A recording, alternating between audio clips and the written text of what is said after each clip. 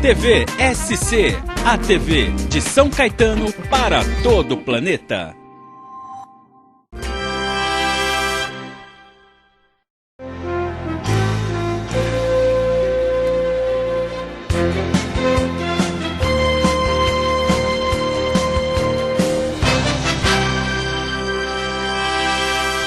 Vamos iniciar o programa e falar um pouquinho sobre violência doméstica. E o nosso convidado de hoje é o Dr. Jazanias Oliveira. Ele que é advogado e professor especialista em direito criminal. Boa noite, doutor. Tudo bem? Boa noite, Daniel. Obrigado pelo convite. Uma satisfação estar aqui. Doutor, o que é a Lei Maria da Penha? Explica pra gente. E esse nome decorre de que situação? Ok, Maria da Penha, uma cearense, né? Maria da Penha Maia Fernandes, que sofreu uma violência terrível no âmbito do seio doméstico, algumas tentativas de homicídio até, e lutou por essa causa da mulher, e por isso a lei foi premiada com o nome dessa guerreira, essa cearense arretada, que lutou e conseguiu dar nome à lei. É um símbolo, né? Exatamente. Cada vez que tem um fato que se torna de clamor social, acaba acontecendo isso. Temos o exemplo da Carolina Dickmann, que Sim. acabou dando nome à lei de interceptação intertelefônica, quando a pessoa invade o sistema de internet de outro, e ela foi vítima disso, teve as suas fotos íntimas expostas, e a lei recebeu o nome de Carolina Dickmann. A mesma coisa aconteceu com a Lei Maria da Penha, em homenagem a essa mulher que sofreu bastante. A Maria da Penha sofreu violência doméstica, né, doutor? Exatamente. Doutor, por que muitas mulheres, é uma questão mais social, mas por que muitas mulheres sofrem caladas diante de uma violência doméstica, por exemplo? Daniel, a situação está mudando, né? As mulheres estão procurando a justiça, os meios de comunicação, o governo tem divulgado bastante os direitos da mulher, né? A Lei Maria da Penha é uma lei um tanto quanto rígida para o homem que comete esse tipo de violência. Então eu acredito que essa questão tem avançado bastante, né? Ainda precisa de mais avanço, mas já avançou bastante. Infelizmente muitas mulheres, por serem arrimo de família, por dependerem do sustento do marido, por ter uma situação social menos favorecida, um extrato social menos favorecido, então ainda tem aquela dependência do companheiro e às vezes acaba se calando ao invés de enfrentar um embate ali com o companheiro. O senhor acha que existe possibilidade de melhoras, ou ela já é bem efetiva desde que utilizada da forma que ela tem que ser? A gente está instrumentalizado para efetivamente pôr em prática os benefícios dessa lei? Bom, a própria lei, ela ali nos seus primeiros artigos, ela fala que o Estado deve criar políticas de combate à violência doméstica. Então, realmente, nunca estaremos satisfeitos com a formatação atual da lei, porque a sociedade muda. Então sempre vai ser necessário mudanças e avanços para acompanhar, né, a mudança da sociedade. A lei é boa, ela é rígida, precisa realmente de mais mecanismos de combate, né, mais efetivo policial, mais delegacias especializadas. Então isso demanda investimento e nem sempre as políticas públicas de segurança contemplam essas áreas específicas, né? Que às vezes é mais fácil fazer inaugurações de postos policiais em locais politicamente estratégicos, né, do que fazer esse combate efetivo que muitas vezes não aparece politicamente. Então é possível melhorar, é possível ter avanço, mas precisa de mais mecanismos efetivo policial e instrumentalizar esses policiais, né, com mais ferramentas, né, apropriadas para fazer esse combate. E até treinamento, não é, doutor? O senhor acha que os policiais, basicamente a polícia civil, por exemplo, ou até a militar, elas estão preparadas na abordagem? Porque muitas vezes aconteceu uma violência doméstica, chega na casa da pessoa, às vezes nem sabe muito bem o que está acontecendo, já vai, já pega o cara, já põe no camburão, já leva para a delegacia. Tem preparo suficiente para aplicar essa lei de uma forma correta? Bom, muito bem observado, Daniel. Boa pergunta, boa colocação. Porque realmente, às vezes eu na qualidade de advogado criminalista, às vezes nós pegamos determinados inquéritos policiais que ele não está devidamente instruído. Aí você tem a palavra da ofendida e do outro lado a palavra do acusado. E aí a palavra do acusado não pode ter menos valor do que a palavra da ofendida. Certo. A ofendida fala que o acusado a agrediu. E ali, de repente, no momento da audiência, aquelas marcas já desapareceram, né? Às vezes tem até uma perícia, mas a perícia não indica a causa daquela lesão, né? Aí não tem uma testemunha, o policial foi no local, pegou as partes e levou para a delegacia. Não arrolou o vizinho, não arrolou uma testemunha, não ouviu um parente, não isolou o local, não apanhou provas, né? Que lá, ali no artigo 3 do Código Penal fala do inquérito policial, do Código de Processo Penal, que tem que isolar o local, pegar provas, arrolar testemunhas. E muitas vezes isso acaba não acontecendo, até pelo excesso de trabalho da polícia. Entendi. Aí simplesmente eles pegam as partes, conduzem à delegacia e fica um inquérito policial pouco instruído. E de repente o varão está sendo injustiçado realmente por uma falsa informação criminosa. Então realmente a polícia precisa de mais treinamento para que seja mais minuciosa na hora de atender uma ocorrência no local. Para os dois lados, né? Porque pode ser também que a mulher tenha razão, mas diante da ausência das provas, o agressor vai sair numa situação tranquila, justamente por falta de prova. Então, para os dois lados. Doutor, tem uma pergunta, o programa é ao vivo, tá? Okay. E tem uma pergunta que é da Patrícia de Santo André. Ela quer saber o seguinte: nos casos de violência contra a mulher, a Lei Maria da Penha permite ao agressor o pagamento de fiança? Boa noite, Patrícia. Obrigado pela participação e pela pergunta.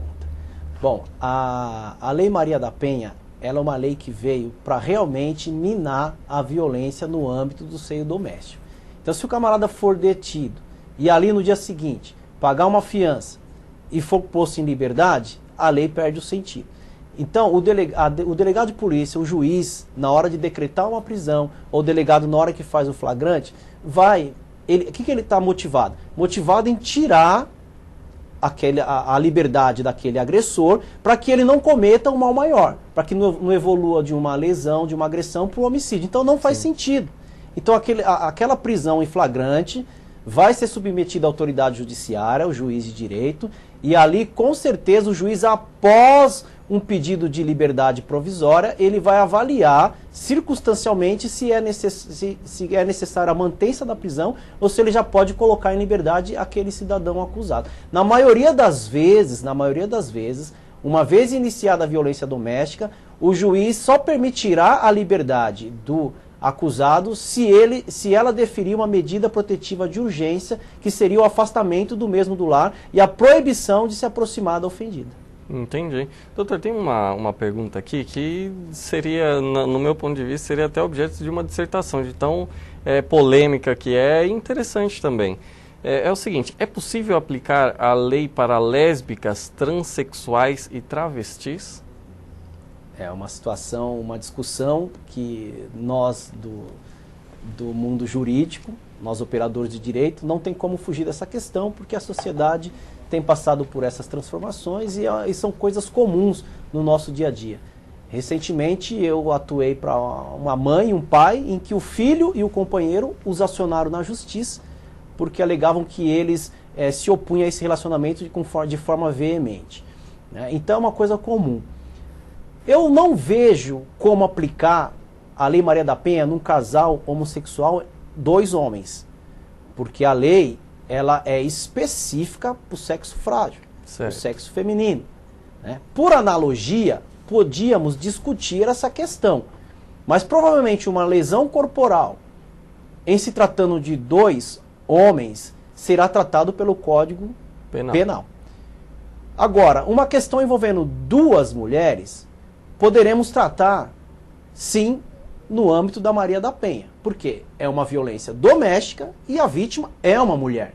Então poderia ser tratado no âmbito da Lei Maria da Penha, que é mais severa do que a lesão corporal do Código Penal. Agora, em sendo 2 homens, nada impede de que se crie uma tese informando ali o juiz que a violência ocorreu no seio doméstico e pedir esse tratamento, porque o juiz vai julgar à luz da lei, da doutrina, da jurisprudência e dos usos e costumes. Então, de repente, pode até ser aceito. É uma tese, né? Exatamente, é o que você falou no início da pergunta. É uma tese a ser defendida e não tenho conhecimento ainda do STJ ter julgado algo semelhante desse tipo. Nem em relação a duas mulheres, tem algum julgado, nem que seja em primeira instância, já existe algum julgado nesse sentido? Que eu tenha tomado conhecimento, não. Eu sei que muitos advogados tentam que a mulher responda também na Maria da Penha. Entendi. Porque se de repente o homem começa a ele ser agredido pela mulher, e vamos supor que ele resolve, não, tudo bem, se ela me agredir, eu vou ficar quieto e depois eu vou processá-la pela Lei Maria da Penha, porque ela é minha companheira e está me agredindo no âmbito do seio doméstico. Também seria possível criar essa tese. É igualdade constitucional, né? Exatamente, porque a Constituição ela reza que todos são iguais perante a lei, sem distinção de sexo, né? Então, homens e mulheres são iguais perante a lei. Então, há uma corrente muito forte que defenda que se o homem for agredido e ele optar, embora ele seja mais forte do que a mulher, ele optar por não revidar e processar a mulher na Lei Maria da Penha, há uma corrente jurídica que já defende essa possibilidade. Olha, interessante. São teses, né? Teses Vamos aguardar o posicionamento futuro, né? dos tribunais superiores. Interessante. Doutor, tem mais uma pergunta aqui, do Imexon, se eu errei o nome, me desculpa, Oliveira Santos. Ele diz o seguinte: prezado doutor Jazanias, o senhor acredita que o investimento em educação é uma forma de combater tal violência, visto que mesmo não sendo exclusivamente característica de uma classe social menos favorecida, é mais perspectiva em uma mulher, com menos acesso à educação e, consequentemente, à informação. Sendo assim, a educação é uma forma de auxiliar no combate à violência doméstica? Sem dúvida, obrigado pela pergunta. Se não me engano, deve ser o Maxon, né? Oliveira Santos. Ele é engenheiro, professor. Obrigado pela audiência e pela pergunta. O Max, é o seguinte, a sua pergunta é bastante pertinente. Eu acredito piamente na educação. Eu acredito que a educação ela é a saída para muitas questões em que o direito penal não alcança, Daniel. Porque tudo é culpa do direito penal. Aí cria-se leis, cria-se estatutos, Estatuto do Idoso, Estatuto do Torcedor, Lei Maria da Penha. Então o direito penal vem respondendo por essas questões que muitas das vezes poderiam ser minadas lá no nascedouro, que é uma questão de educação realmente. É claro que, como você colocou, não é uma questão exclusiva dos menos favorecidos. Mas sim, a maioria dos casos aplaca aqueles que tiveram poucos estudos. Eu tive um caso recente que ficou bem claro que a mulher, ela não conseguiria fazer uma abordagem com o marido e convencê-lo dos seus intentos pessoais dentro do relacionamento. Então, ela, sempre quando ela queria algo que o marido discordava, ela não tinha uma capacidade intelectual de discutir aquela questão, então ela provocava, chantageava, irritava, até conseguir o seu intento, os seus desejos, e o marido tinha que custear aquilo. Então eu percebi claramente que aquela questão exclusiva era uma questão psíquica e emocional. Certo. Aí concluímos que não é só uma questão de educação, é uma questão de saúde também. Sim, saúde mental, uma questão né? de saúde mental. É uma questão que é uma pessoa de poucos estudos, então isso acaba às vezes redundando na violência, né? A pessoa não consegue convencer, ela quer forçar. Sim. Então eu acredito piamente na educação, nem tudo se resolve com cadeia. Por exemplo, a redução da maioridade penal. Vamos reduzir, vamos prender esses menores de 16 anos. Por que não haver um esforço para que esse menor seja engajado em programas sociais, educacionais, primeiro emprego e etc. Então nem tudo é culpa do direito penal. Muitas das situações é realmente falta de investimento na educação. Entendi, doutor. Doutor, a gente vai a um rápido intervalo. O nome da pessoa que fez a pergunta é o Imexon? O Maxon. O Maxon. Obrigado, Maxon, pela pergunta. E a gente vai a um rápido intervalo e já volta para falar sobre o assunto.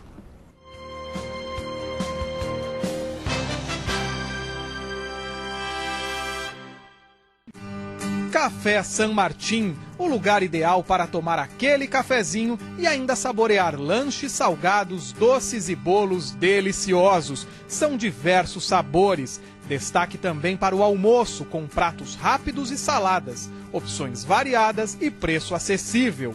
Ambiente aconchegante e bom atendimento. Café San Martín, sua nova opção em São Caetano. Rua Amazonas 363, Loja 2, Centro. TV SC, a TV de São Caetano para todo o planeta.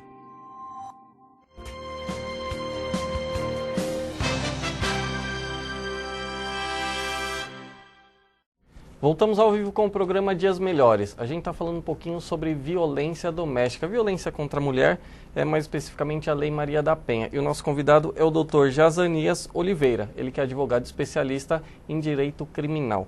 Doutor, voltando a falar sobre a Lei Maria da Penha, a gente sabe que uma questão social também é importante. Muitas vezes a mulher agredida, ela não tem condições de se manter financeiramente. Em uma circunstância como essa, como é que fica a situação? O marido sai de casa, mas aí a mulher não tem como manter o sustento da família ou o próprio sustento. Como é que fica essa situação na prática? Ok. É muito importante que a mulher vítima da violência doméstica, ela se oriente, busque orientação, ela pode ir à delegacia da mulher, conversar com a delegada, até mesmo antes de registrar um boletim de ocorrência, pegar orientação, ela pode ir ao fórum, procurar o Ministério Público, procurar um juiz de direito, que o fórum nada mais é que um departamento público, é um órgão público e o cidadão pode se dirigir até lá. Nesses casos específicos, a mulher, que o marido, por exemplo, ele é arrimo de família, ele que sustenta o lar. Eu já vi casos da mulher ter filhos e às vezes não é nem filho daquele companheiro, mas aquele companheiro sustenta ela e inclusive os filhos dela. Certo. Aí você imagina esse cidadão ir preso. A mulher não trabalha, cuida do lar, cuida das crianças. Como é que faz? A Lei Maria da Penha, ela prevê, como medida de urgência, que o juiz defira à mulher um pensionamento. Defira um pensionamento para que o marido, mesmo afastado do lar, ele pague uma pensão para a mulher que ficou em casa. Certo. Ok? A lei prevê também que, por exemplo, se o marido agrediu a mulher com lesões de natureza grave, às vezes a mulher até trabalha, mas foi agredida e as agressões foram de natureza grave, se ela é uma autônoma, ela não vai conseguir ingressar no INSS, ela vai ficar ali sem aquele trabalho. Sim. A lei prevê até um bloqueio judicial de valores e bens do agressor para que fique ali à disposição do juízo para custear aquele tratamento. E se o agressor, afastado do lar, levou consigo bens do lar comum, indispensável à sobrevivência, utensílios, móveis, às vezes o camarada leva a geladeira, o fogão, como é que a mulher vai fazer? Então, a lei também prevê a possibilidade de busca e apreensão desses objetos, que estão em posse daquele agressor afastado e que seja depositado novamente para ofendida. Sim. Para que não crie essa situação de ineficácia da lei. Porque você tira o agressor e a situação da mulher vai piorar, então a lei prevê essas medidas protetivas onde a mulher tem garantido o seu sustento e a posse de toda a composição dos bens que compõem ali o lar conjugal. Entendi. Doutor, eu vou fazer uma pergunta, se for muito mirabolante, mas é hipotético e é de acordo com a nossa sociedade.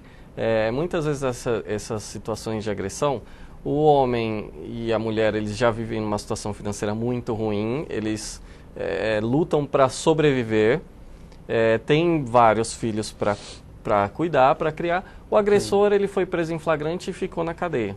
E, de uma certa forma, ele não tem bens para custear nada, não tem dinheiro em poupança, não tem nada, e aí a família está ali no cantinho sem os proventos.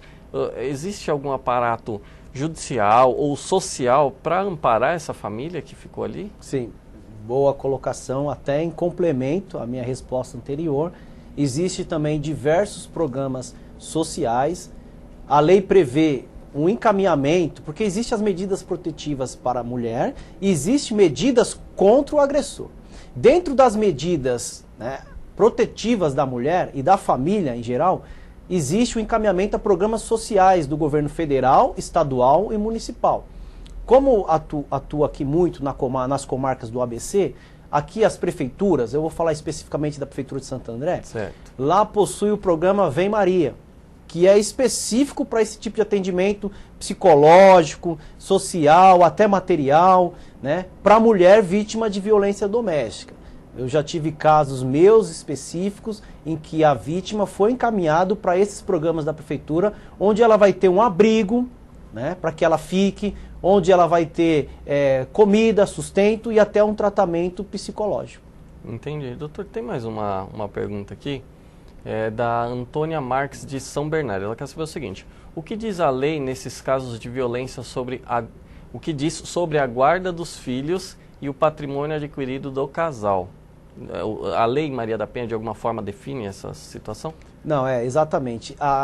As coisas se confundem realmente, porque de um lado nós temos um problema criminal, que é tratado na esfera penal, que é o crime de agressão, de ameaça de morte e etc. A lesão corporal, né? É bom lembrar que a violência doméstica, ela não se consubstancia apenas na agressão, quando a mulher apanha, quando a mulher sofre ameaça. Existe casos, por exemplo, vamos dar um exemplo aqui, a mulher cabeleireira. O marido enciumado vai lá e quebra tudo dentro do salão dela. Certo. Esse é um crime de dano que pode ser levado para a Lei Maria da Penha, porque é mais grave. Porque ela sofreu uma violência. Entendi. É uma violência e violência psicológica e material, ela sofreu dano. Então esse tipo de violência psicológica e o dano provocado também pode ser levado para o âmbito da esfera da Lei Maria da Penha. Entendi. Ok? Então é muito importante esclarecer isso. Voltando à pergunta, pode repetir? Posso. O que diz a lei nesses casos de violência sobre o que diz sobre a guarda dos filhos e patrimônio? Então, é muito importante frisar que a questão de guarda das crianças vai ser resolvida na esfera do direito de família. O juiz do direito da vara criminal, ele pode assegurar temporariamente a guarda dos filhos à mulher quando ela afasta o marido do seio doméstico. Os filhos ficam. Aquele que sofreu a sanção judicial, no caso o agressor, ele não vai poder levar as crianças consigo, certo, sob pena de sofrer uma busca e apreensão, né, e as crianças retornarem ao convívio doméstico ali com a mãe, a ofendida. Então, o juiz da vara criminal, ele, como medida protetiva de urgência, ele pode garantir aquela guarda temporária. Agora, com relação a bens, a continuidade daquele relacionamento vai ter que ser dirimido na esfera da vara da família e das sucessões. Então, é muito importante que a mulher também busque os seus direitos nesse âmbito.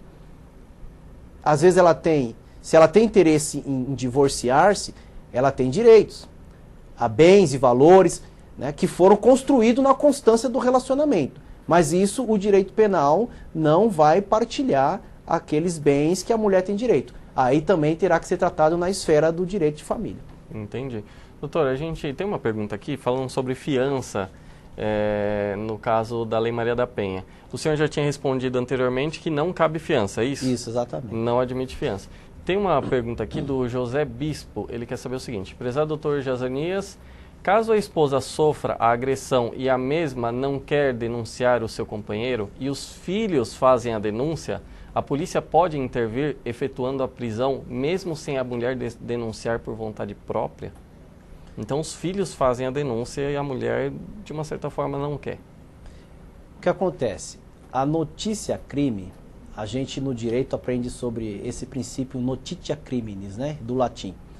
Uma vez tomado conhecimento pela autoridade policial da ocorrência de um crime, ela tem o dever de intervir. Ela tem um dever, né? Então, uma vez que chegou ao conhecimento da autoridade policial, ela vai intervir com certeza.